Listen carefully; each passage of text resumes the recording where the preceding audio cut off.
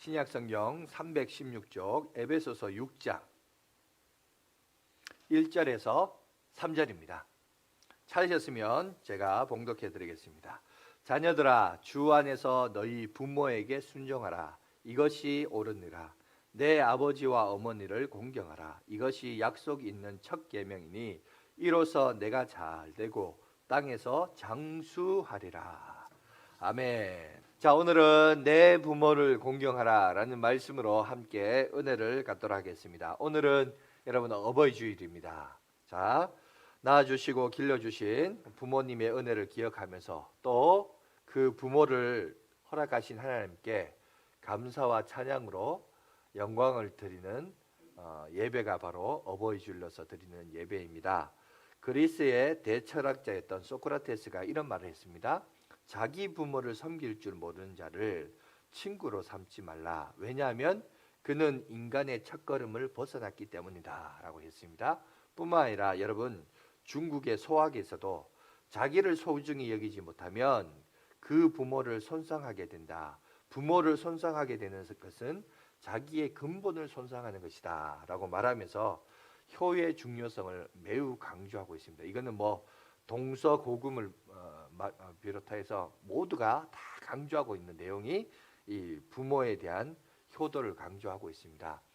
여러분들도 오늘 이렇게 어버이 주를 맞이해서 오늘 보니까 들어오실 때 가슴에 전부 꽃을 하나 이렇게 달고 들어오셨는데 여러분, 우리가 어버이 주일이 되면 늘 가장 많이 우리가 사용하는 꽃이 있죠. 그 꽃이 바로 이제 카네이션입니다. 근데 이 카네이션을 왜 어버이 주일과 연관을 짓느냐? 그 기원을 이렇게 들어가 보니까 이게 미국에서 유래가 됐다고 해요. 그것도 벌써 이제 100년이 훨씬 넘은 풍습이 됐다고 합니다. 1907년에 안나 자비스라는 여성이 있는데 이 여성이 자기 어머니가 이제 학교 선생님이었습니다. 근데 이 어머니가 평소에 이 카네이션이라는 꽃을 너무 좋아했다고 해요. 그런데 그 어머니가 이제 돌아가시고 그리고 그 장례를 치를 때 영정에 이 카네이션 꽃을 바치고 함께 조문하러 온 이웃들과 친구들에게 그 카네이션 꽃을 나눠줬다고 해요. 그것이 그때부터 유래가 되기 시작하면서 부모님, 어머님의 날이 됐을 때, 특히 이제 미국은 어머님의 날이 있고 6월은 또 아버지의 날, 이렇게 두 개가 구분되어 있습니다. 근데 우리는 5월 이제 둘째 주일을 아버지와 어머니를 합쳐가지고 어버이를 해가지고 어버이의 날로서 우리가 이제 지키면서 이 카네이션이 우리도 이제 그 전통을 이어받아서 한국에서도 어버이날에 이렇게 카네이션을 나눠주는 그런 풍습을 가지고 있습니다. 여러분, 미국의 프로농구 선수 NBA 선수 중에 케빈 두런트라는 선수가 있습니다. 이 친구가 2014년도에 농구 경기에서 MVP가 되었어요. 그리고 그 친구가 이제 수상 소감을 하는데 아주 유명한 수상 소감을 합니다. 왜냐하면 자기가 이 자리에 MVP로 서 있기까지 뭐 선수들과 또 여러 사람들의 인터뷰와 격려하면서 뭐 존경도 받았다 뭐 얘기도 하지만, 그러면서 제일 마지막에 인터뷰를 할 때 뭐라고 인터뷰를 했냐면 어머님에 대해서, 어머님이 내 인생의 MVP입니다라고 하면서 이제 그 인터뷰를 하는 내용이 있습니다. 그래서 사실 오늘 그 영상을 좀 같이 봤으면 좋겠는데 제가 또 겁이 나요. 왜 겁이 나냐면 지난 수요일 날 아마 수요 예배 보신 분들은 아실 거예요. 원래는 그 어떤 영화 한 장면을 이렇게 딱 다운받아서 보여주고 그 외장 곡에 I am Ironman인가 뭐 이런 멘트를 하면서 이제 그런 게 있었는데 그게 이제 저작권에 딱 걸리더라고요.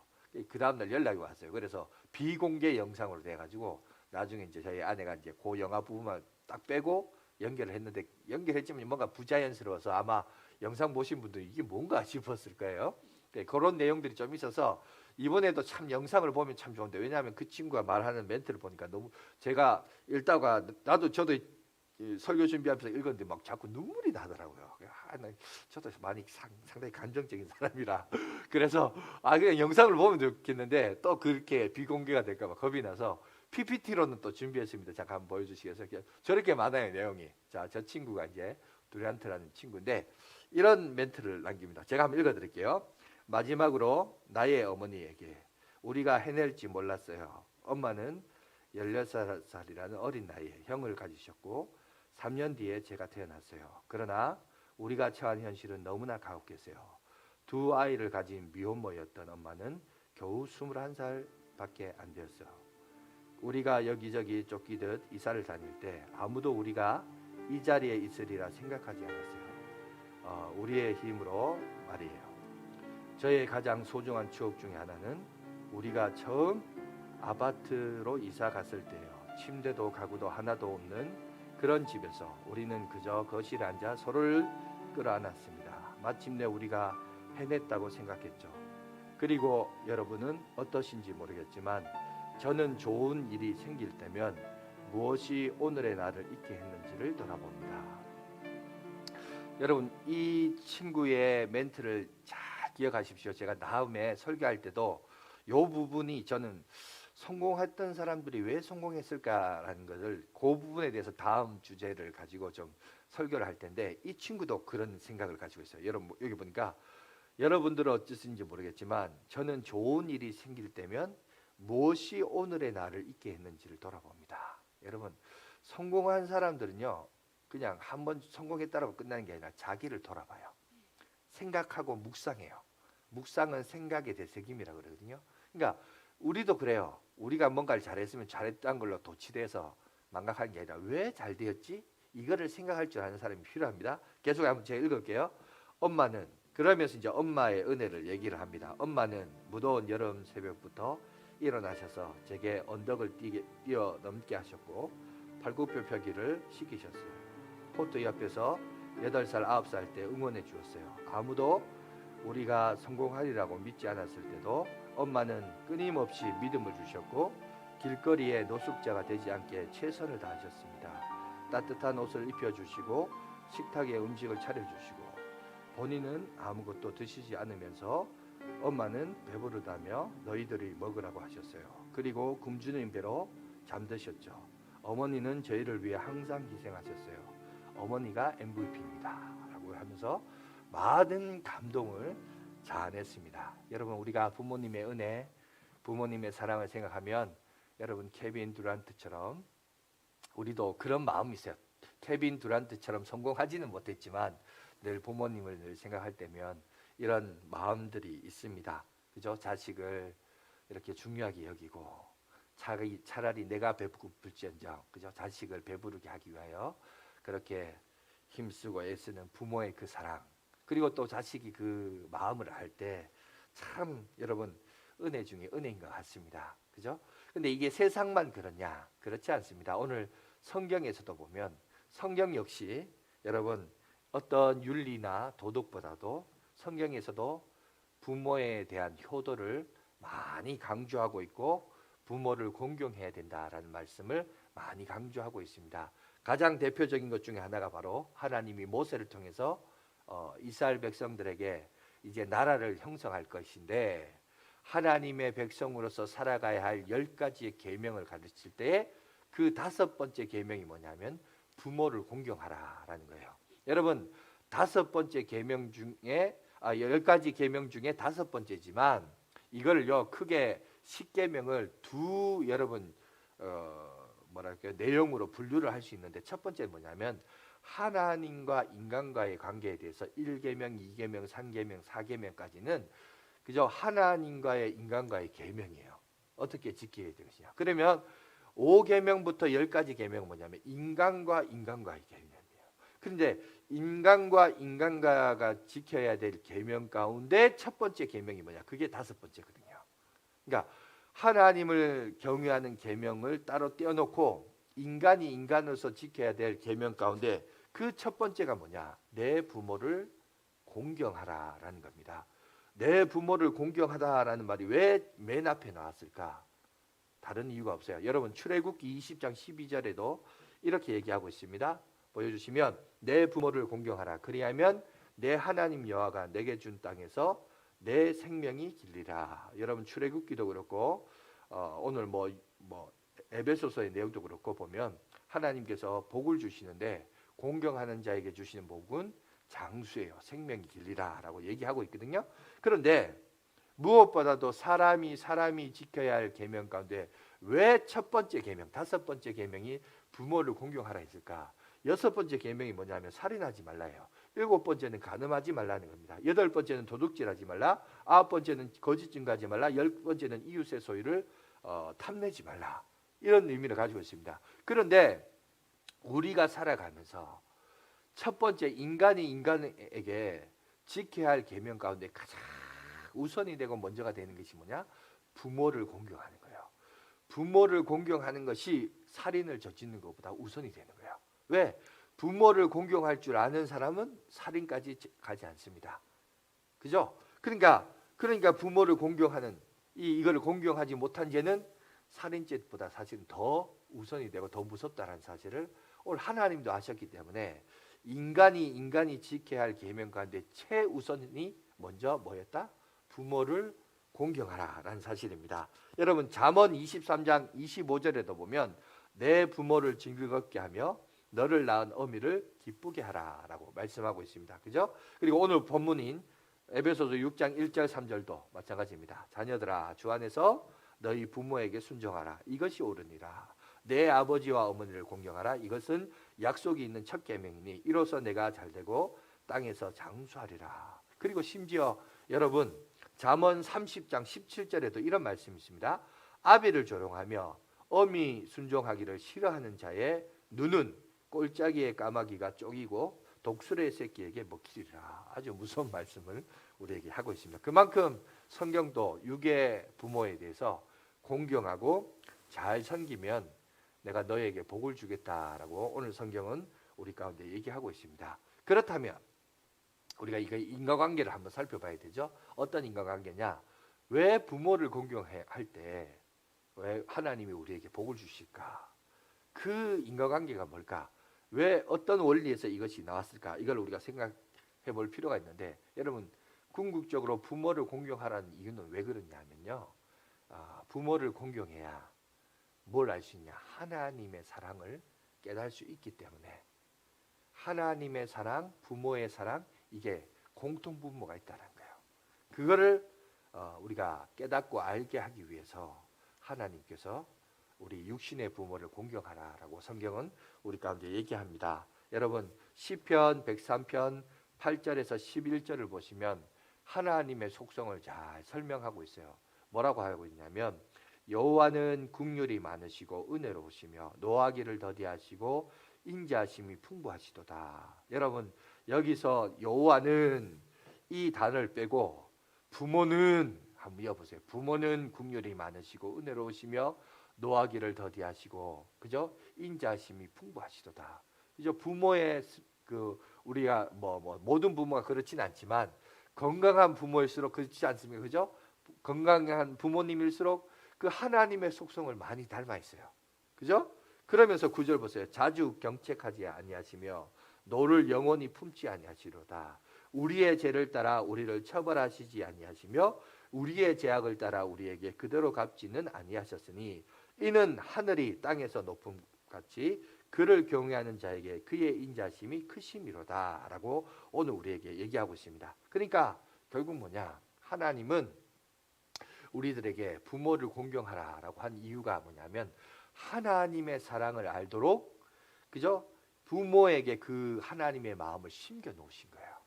그래서 우리는 부모의 사랑을 느끼는 사람일수록 하나님의 사랑이 어떤 것인가라는 것을 알 수 있고 그 은혜를 누릴 수 있습니다. 그런데 문제는 그게 건강한 가정, 건강한 부모일 때는 그게 가능해요. 가능한데 문제는 오늘날 여러분 지금 들려오는 뉴스나 소식들을 보세요. 보면 그러면 다 건강하냐? 그렇지 않아요. 부모한테 사랑받고 건강하게 자라나고 있는 사람이 있는 반면에 혹 모르겠습니다. 우리 중에도 그런 상처가 있는 사람이 있을 수 있는데 우리 중에 부모님으로부터 사랑을 받지 못하고 가혹한 뭐랄까요? 질타를 당하거나 학대를 당하거나 또 부모로부터 버림을 당했던 그런 추억을 가진 사람들도 혹 있을 수 있습니다. 그런 사람들에게는 부모를 공경하라, 부모를 사랑하다, 부모에게 효도하라라는 말이 그것만큼이나 또 끔찍한 아픔과 상처, 또 다른 상처가 될 수도 있다라는 경우죠, 그죠? 그런데 그럴 때라도 여러분 기억하십시오. 하나님은 그렇다 할지라도 내 부모를 공경하라라고 했어요. 왜? 하나님은 부모를 통해서 그 자녀가 복을 받도록 그 부모가 일종의 뭐가 되냐면 축복의 통로가 돼요. 하나님은 그 질서를 여러분 사라지게끔 하지 않습니다. 반드시 그 부모를 통해 그 자녀가 복을 받기를 원하십니다. 그리고 그게 통로가 되고 과정이 되는 거예요. 그래서 어찌 됐든지 간에 부모로부터 좋은 관계를 유지해야 됩니다. 여러분 여러분 그렇기 때문에 기억하십시오. 여러분 100% 여러분 훌륭한 부모 없어요. 다 허물이 있고 상처가 있고 아픔이 있죠. 반대로 100%도 훌륭한 자녀도 없어요. 그죠? 그러니까 우리가 그럴 필요가 없습니다. 그런데 여러분 예를 들어서 그러 봅시다. 우리가 찬양곡에도 보면 그런 곡이 있는데 여러분 사실은 진정한 우리의 부모는 누구냐면 하나님이 우리의 아버지가 되시죠. 그죠? 그래서 하나님 아버지 그러는데 여러분 우리에게 있어서 100% 완전하신 아버지 하나님이 계십니다. 여러분 부모님이 완전하시다고 그러면 여러분 물어봅시다. 여러분이 하나님께 효도합니까? 여러분이 100% 그러면 만족할 만큼 여러분 하나님 아버지께 잘해요? 그러면 그렇지 않잖아요. 또 우리도. 그러니까 반드시 여러분 어떤 부모와 자식 간의 갈등이 있을 때 반드시 부모 책임이라 100% 부모 책임이다. 부모 잘못이다. 이렇게 말할 수도 없는 거예요. 우리가 100% 우리 완전하신 하나님 앞에도 우리가 그만큼 효도하거나 그분 앞에 영광 돌리지도 못하면서 마찬가지입니다. 서로가 허물이 있고 연약함이 있기 때문에 여러분 그걸로 따지고 들어가면 여러분 되지 않습니다. 그런데 중요한 것은 뭐냐면 성경은 우리들에게 가르쳐주는 원리는 뭐냐? 우리가 복을 받으려면 반드시 부모를 통해서 그 축복이 흘러간다는 거예요. 그 원리와 개념과 가르침은 결코 변하지 않습니다. 그건 성경이 하나님이 그렇게 명했어요. 왜? 기본적으로 한번 생각해 보세요. 여러분이 이 땅에 태어나기 위해서는 부모님의 여러분 그죠? 그 가정 속에서의 관계가 아니고는 생명이 이어지지가 않아요. 그죠? 그분의 유전자와 기질과 체질을 받고 우리가 태어났기 때문에 그것만으로도 정말 하나님뿐만 아니라 우리 부모님으로부터 은혜를 받는 겁니다. 뿐만 아니라 성경은 그 외에도 우리가 성장 과정에서 문화와 여러분 함께 생활 속에서 모든 것들을 이어받아오고 그 축복을 누리게 되어 있습니다. 그리고 그렇게 살았던 사람들이 또 나중에 성장하여서 또 다른 부모가 되고 자식을 양육을 하면서 그 축복이 계속 대물림이 되는 거죠. 축복이 대물림이 될 것이냐 가계의 저주가 대물림이 될 것이냐 이거는 좀 생각할 필요가 있습니다. 물론 신학적으로 가계의 저주는 없습니다. 문제는 뭐냐면 그 가정에서 부모로부터 가지고 있는 기질과 문화를 자식들이 익숙하게 잘 배워요. 어릴 때부터 생활하다 보면 무비판적으로 배우다 보면 심지어 여러분 도둑질한 부모 밑에서 크면 자식도 도둑질해요. 하지만 거기에 양심의 꺼림도 없어요. 왜?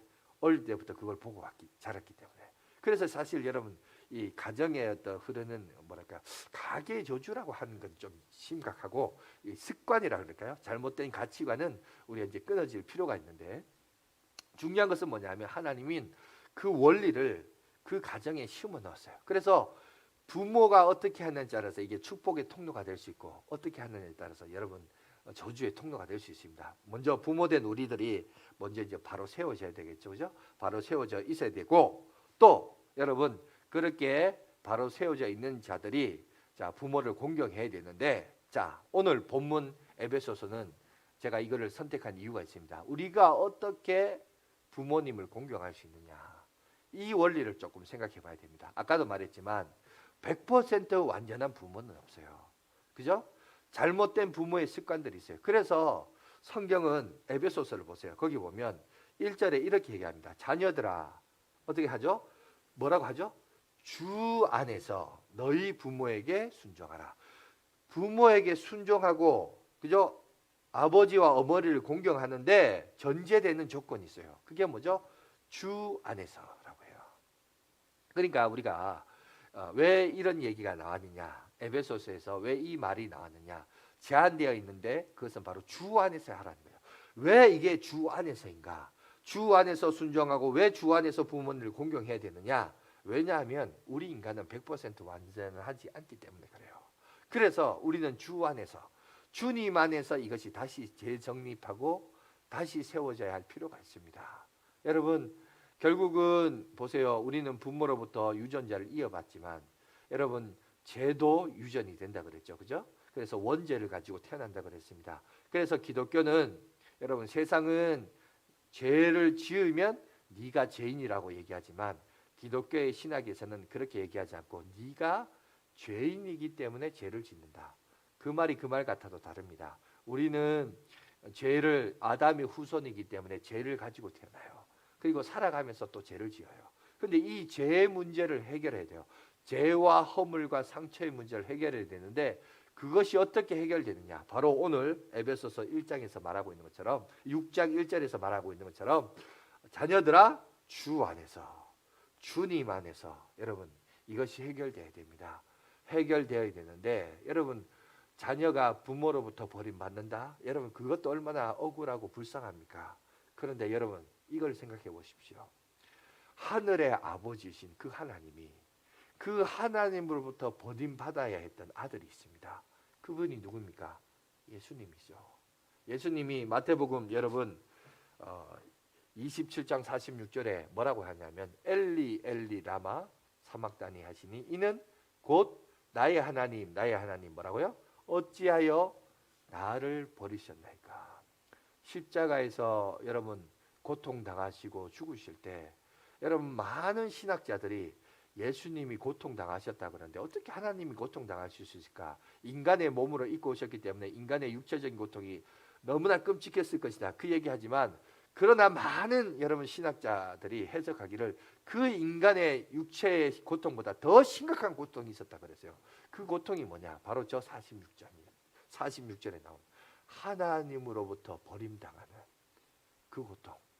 그 고통만큼 큰 고통은 없었다라고 합니다. 여러분, 하나님으로부터 버림을 당하셨기에 그래서 어떻게 됐죠? 우리가 구원을 얻은 거예요. 우리가 나음을 얻은 거예요. 그죠? 예수님이 하나님부터 버림을, 왜? 죄와 그 허물과 그 상처를 누구에게 다 이양시킨 거예요. 그의 아들인 예수께 다 이양시켜서 그 모든 책임을 그 십자가에 지도록 하나님이 그 아들 예수께 짐을 죄에 대한 책임을 이양시키죠. 그래서 하나님의 버림받음을 예수님이 십자가 위에서 고통당하셨습니다. 그러면서 어찌하여 나를 버리셨나이까. 그래서 오늘 사도 바울도 아까 이어서 나왔는데 히브리서 12장 2절에 있는 말씀처럼, 그래서 우리가 어떻게 됐냐? 우리 다 같이 한번 읽어볼까요? 시작. 믿음의 주요 또 온전케 하시는 이인 예수를 바라보자. 그는 그 앞에 있는 기쁨을 위하여 십자가를 참으사 부끄러움을 개치 아니하시더니 하나님 보좌 우편에 앉으셨느니라. 여러분 여기 보시면 하나님의 버리심으로 끝나는 게 아닙니다. 그리고 3일 만에 그를 다시 일으키셔서, 그죠? 영광의 구주로서 메시아로서 예수를 믿는 자들에게는, 그래서 우리는 이거를 깊이 생각해야 돼요. 아무리 부모로부터 아픔이 있다, 상처가 있다, 버림을 당하셨다. 여러분 예수님도 우리의 인류의 죄를 짊어지시기 위하여 하나님으로부터 버림을 당하셨어요. 그리고 하나님은 3일 만에 그를 다시 살리시고 하나님 보좌 우편에서 우리의 메시아로 세워주셨습니다. 여러분 그 십자가의 사랑과 은혜를, 나는 목사님 성장 과정에서 부모 사랑을 모르고 자랐어요. 이런 사람들은 여러분 오늘 주님이, 하나님이 우리를 향하신 그 사랑을 깊이 묵상해 보십시오. 그 묵상 속에서 여러분, 그래서 우리가 변화됩니다. 은혜를 경험합니다. 미움에서 긍휼로, 여러분 분노에서 용서의 과정으로. 왜? 하나님이 우리를 용서해 주셨던 것처럼, 하나님이 나를 있는 모습 그대로 받아주셨던 것처럼, 여러분 그 사랑을 우리가 경험하면 그 사랑으로 말미암아, 왜? 하나님의 사랑을 사실 누구에게 심어줬죠? 부모에게 심어주었는데 부모가 제 역할을 못해서 그것 때문에 상처받았다? 그렇다고 여러분 낙심할 필요가 없어요.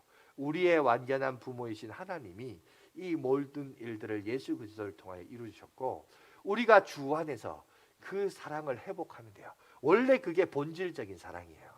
여러분, 그래서 여러분 자녀를 키울 때도 마찬가지입니다.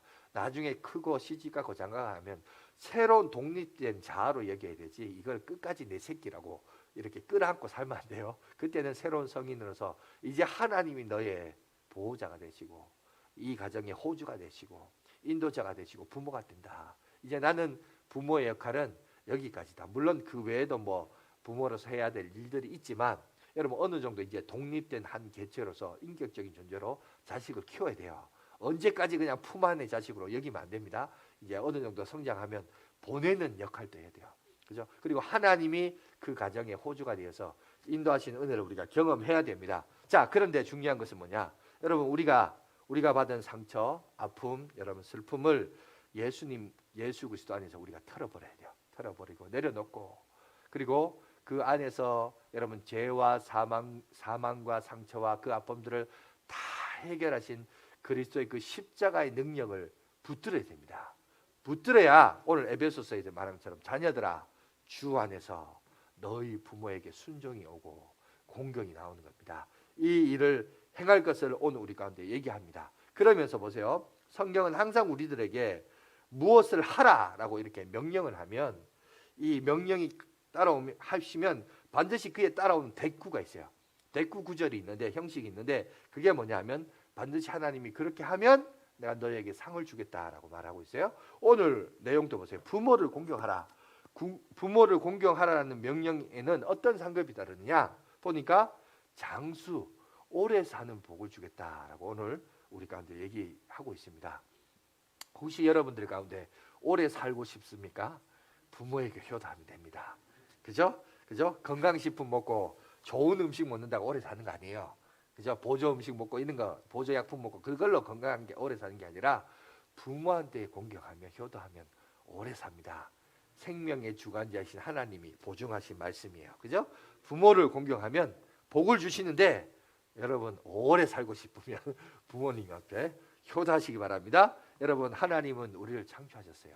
근데 어버이를 통해서 오늘 우리가 있게 허락해 주셨습니다. 그리고 그 어버이를 통하여 하나님께서 축복의 통로로 그죠? 우리를 사용해 주셨습니다. 그 축복의 통로가 막힌 담이 되면 안 돼요. 장벽이 되면 안 됩니다. 그죠? 뚫려져야 되고 그 축복이 흘러 넘쳐야 됩니다. 그러려면 무엇보다도 혹시 여러분들 부모님과의 갈등이신가? 원인이 어찌 되었든지 간에 여러분 소통의 장을 여시고 그죠? 좋은 관계를 유지하십시오. 하나님은 어떤 원칙과 원리를 세웠을 때는 그것대로 가야 여러분 축복을 받는 거지 그 제2의 다른 방법 이런 건 없어요. 그러면 우리가 이 본질적인 문제에 있어서 내가 부모님과의 관계가 잘 되어 있는가 먼저 돌아보시고 혹시 원망과 불평과 상처 때문에 거꾸로인가 그것도 여러분 해결하시고 부모님과 좋은 관계를 누리십시오. 그러면 오늘 성경에 뭐래요? 내 일이 잘 되고 잘 된다는 게 뭐예요? 여러분 소위 말하는 성공이에요. 여러분이 하고 싶은 일에 대한 형통이에요. 형통하고 여러분 오래 사는 것은 다른 것 없어요. 부모와의 좋은 관계. 어떻게 보면 이게 지극히 당연한데 오늘날 우리 사회는 이게 지극히 당연하지 않아요. 그죠? 그런데 이것부터 회복하십시오. 그러면 하나님께서 여러분 가정을 통해서 주시고자 하는 축복과 은혜가 있을 줄 믿습니다. 그 은혜를 누리면서 먼저 여러분 그래서 성경을 보면 가장 기본적인 거예요. 가장 기본적인 것이지만 이 가장 기본적인 것조차도 못 지키고 사는 것이 오늘날 우리가 살고 있는 이 사회입니다. 이것부터 다시 한번 재정립하셔서 하나님께서 우리를 향하신 분명한 목적의식과 비전을 가지고 주의 영광 위에 살아가는 저와 여러분들이 되시길 간절히 바라겠습니다. 기도하겠습니다.